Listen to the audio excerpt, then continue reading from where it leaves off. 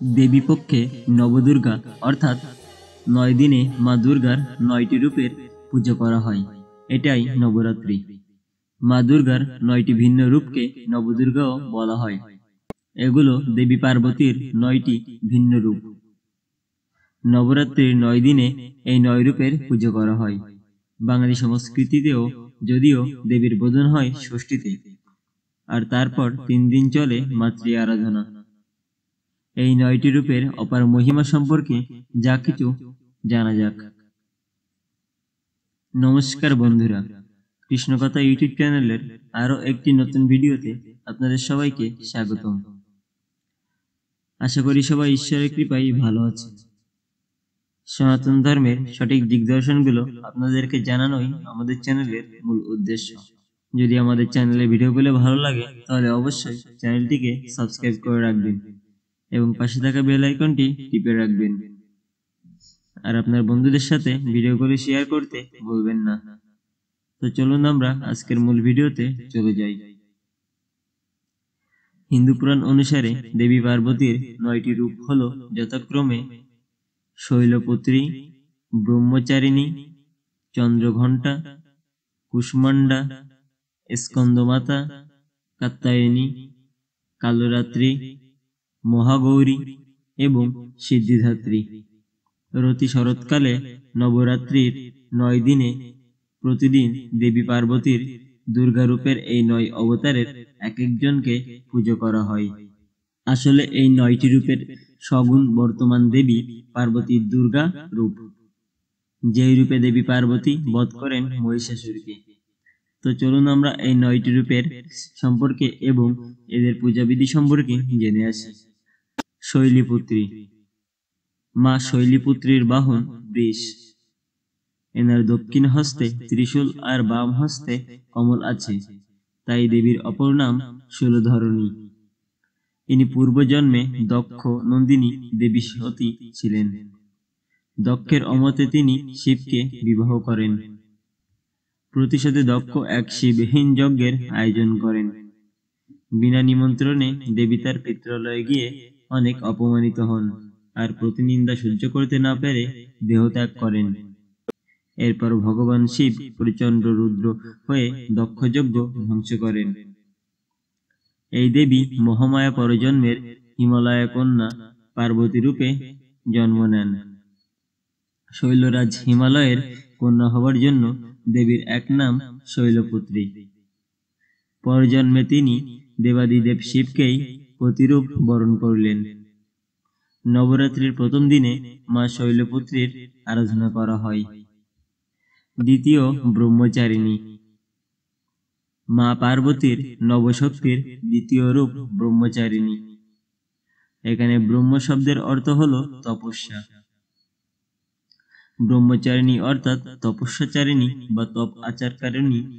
তিনি ডান হাতে জপের মালা এবং বাঁ হাতে কমণ্ডল ধারণ করেন। তৃতীয়, চন্দ্রঘণ্টা।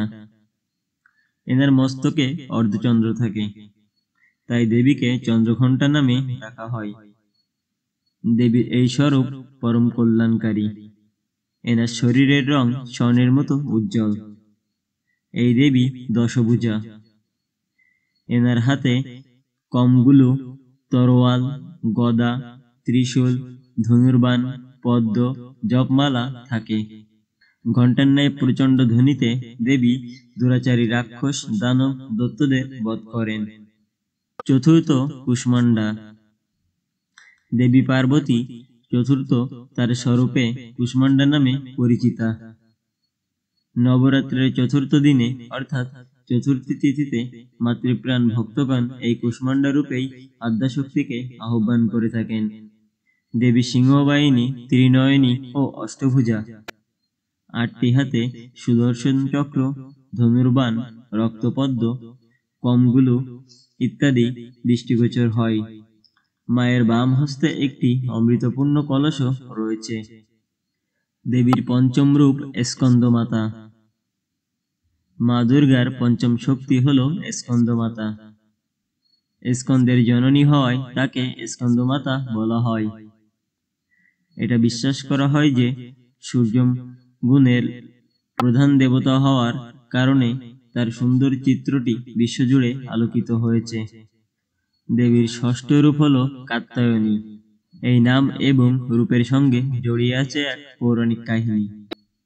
বৈদিক যুগে কাত্যায়ন নামে এক ঋষি ছিলেন। এক পুত্রের পিতা কাত্যায়নের ইচ্ছা হয় একটি কন্যা সন্তান লাভের। তিনি দেবী পার্বতীর তপস্যা করে অভীষ্ট পূর্ণ করেন।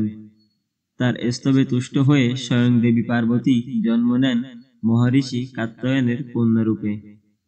তখন তার নাম হয় কাত্যায়নী। নবরাত্রির ষষ্ঠ দিনে আরাধিতা হন ভক্তদের কাছে এই দেবী। কথিত আছে দেবী পার্বতী এই রূপ নিয়ে মহিষাসুর বধ করেছিলেন। দেবীর সপ্তম রূপ কালরাত্রি। এখানে দেবী কৃষ্ণবর্ণা। আলোলায়িত কেশে তিনি ধাবিত শত্রুর দিকে। ত্রিনয়নী দেবীর শ্বাস প্রশ্বাসে বেরিয়ে আসে আগুনের হালকা। ভীষণ দর্শনা দেবীর 3 হাতে অস্ত্র, এক হাতে ভক্তদের প্রতি বড় ভয়। এই রূপই উপাসিত হয় কালিকা রূপে। তবে এই প্রচণ্ড রূপেও দেবী ভক্তের শুভ করেন, তাই অন্যদিকে তিনি শুভঙ্করী। দেবীর বাহন গর্ধব। ভক্তরা তার পূজা করেন নবরাত্রির সপ্তম রাতে। দেবীর অষ্টম রূপ হল মহাগৌরী। হিমালয় কন্যা ছিলেন গৌরবর্ণা। শিবের তপস্যা করে রৌদ্রে তিনি কৃষ্ণ হন। মহাদেব যখন গঙ্গা জল দিয়ে তাকে স্নান করান তখন তিনি হয়ে ওঠেন ফর্সা। তার এই রূপের নাম হয় মহাগৌরী। প্রচলিত বিশ্বাস নবরাত্রির অষ্টম রাতে তার পূজা করলে সব পাপ নাকি ধুয়ে যায়। সাদা পোশাকে পরিহিতা 4 হাত বিশিষ্টা দেবীর বাহন ষাঁড়। দেবীর এক হাত শোভিত বরাভয় মুদ্রায়, বাকি 3 হাতে থাকে পদ্ম, ত্রিশূল এবং ডমরু। দেবীর নবম এবং শেষ রূপ হল সিদ্ধিদাত্রী। নবদুর্গার নবম তথা শেষ রূপ হল সিদ্ধিদাত্রী। সিংহবাহিনী দেবীর 4 হাতে আশীর্বাদী মুদ্রা। তিনি সিদ্ধিদান করেন, সবাইকে বরাভয় দেন এই মাতৃকা মূর্তি। ভগবত পুরাণে নাকি আছে স্বয়ং মহাদেব দেবী পার্বতীকে সিদ্ধিদাত্রী রূপে পুজো করেছিলেন এবং সিদ্ধিদাত্রীর আশীর্বাদেই সর্বসিদ্ধি লাভ করেন মহাদেব।